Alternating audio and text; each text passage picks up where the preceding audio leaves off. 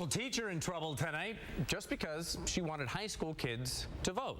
So what's the big problem here? Fox 35's Steve Gelbach, he's got all the new details. These are your students. Hi, I'm Michaela. Hey, Michaela. I'm Jordan. Hey, Jordan. Government teacher Jill Cicerelli and her students are getting a real-life civics lesson. It started with the drive at the beginning of the school year at New Smyrna Beach High to pre-register 17-year-olds to vote.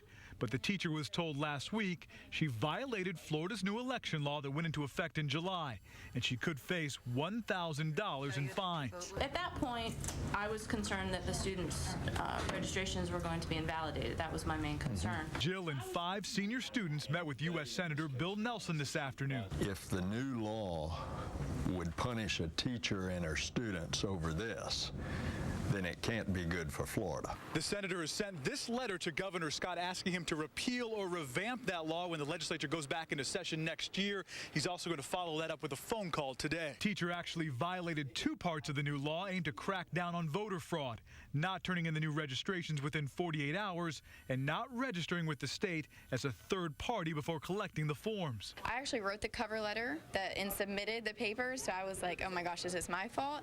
But obviously I don't want to see her fined, and I think the law should be changed. A spokesperson for the State Division of Elections says the teacher will likely only get a warning, and all the students' voter registrations have been processed. Steve Gelbach, Fox 35 News.